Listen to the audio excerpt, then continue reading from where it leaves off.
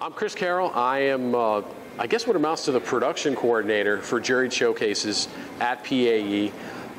This is the 5th time that I've done this, and people say, you know, what is it? Why do you leave every year at the end of September and spend this weekend doing this showcase thing? I think in a day and age where we have YouTube and we have, you know, easy access to performances, you know, not in situ, not actually live, people still want to see artists do this live.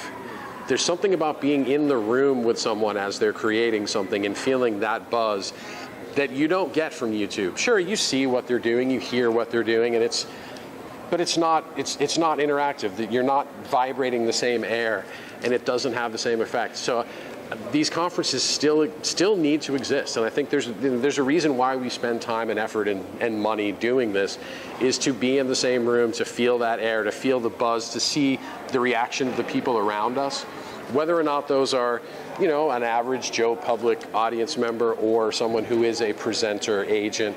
I think it's really easy for presenters when they see other presenters and agents, people who are in their own field, have a reaction to something they see in front of them. Okay, I get this now. I understand why I should endeavor to spend some money to bring this artist to my space and put this on, because there's obviously a very positive reaction to this. To see that live, that's something we still need. All the YouTubes and Facebooks, be damned, I guess. They're great tools, but I think they're only tools. This is a really big tool because it is live. So to come and do this, it's still worth the effort of bringing people together and traveling, being in a convention center, in a hotel space, all the time and money that's involved with that. It's still viable. Some people would say that I wrangle cats. You know, we've heard of, you know, or herding cats. I actually will, once we know who the Juried Showcase artists are, and these are typically 16 artists that have been presented to a panel, a number of panels at times, and kind of whittled down to some finalists, and then they pick 16 to present their performance live, or really a shortened, condensed version of their performance. I'm the one that has to try to take what might not always translate on a conference room stage or on a small space, something that was meant to be in a theater, try to give it space so that presenters can see, oh, hey, this is what this might look like in my theater, which is typically why we've done these in theater spaces. We tried to do these Juried Showcases in theater spaces.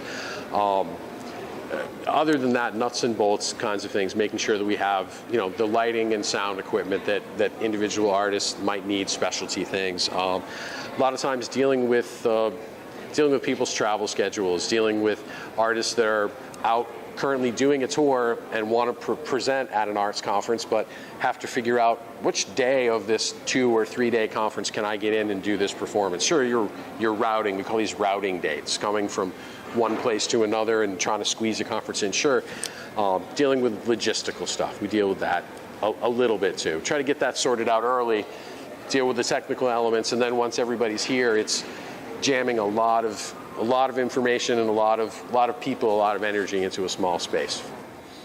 You know, I appreciate that these conferences still exist. I am a performing artist myself. I think a lot of the people that work, you know, technical theater, concert, event production, promotion, a lot of us came, you know, we were either, you know, high school band geeks or chorus kids, or maybe we studied music in school and do this professionally. I still do go out and play weekend gigs, and I still tour a little bit. It's good to see that there are enough presenters and enough spaces around the country that are able to maintain a schedule, maintain, you know, buildings that we can come and people can come see us do our thing. Anything I can do to support that, I'm happy to do that. And that's, you know, always glad when I see this on my calendar to be able to come in and do a little bit to make it happen. I will tell you, I have seen artists that, you know, things that would be very traditional, string quartet, small jazz group, traditional music, whether it be, you know, bluegrass or other ethnic musics. Those things, those are fine.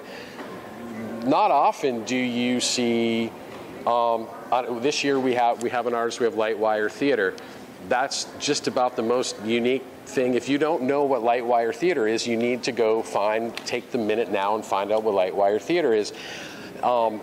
There are not a lot of places where you can come to one location and see a really wide array of things.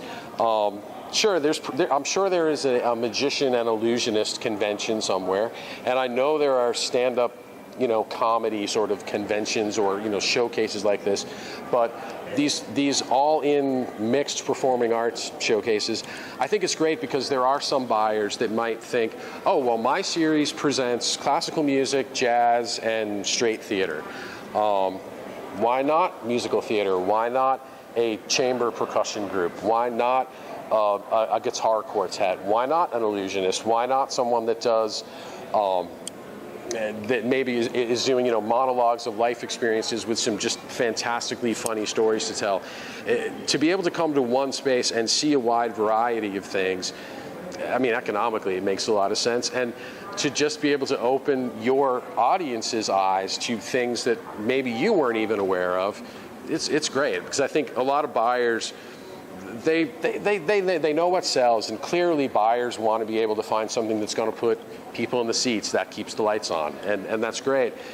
To stretch that a little bit, to be able to present things that are unique, especially in some smaller communities that aren't near major metropolitan areas, I think that's really important, because I think the more people can be exposed to something that might be a little bit out there, a little bit outside of the norm, it's great. It's great for all art. And I think in this country, with the sort of the lack of government funding in general that other countries enjoy, any little bit helps. So to be able to say, hey, here's something really unique, you've never seen this before, please take a chance, put this on your stage.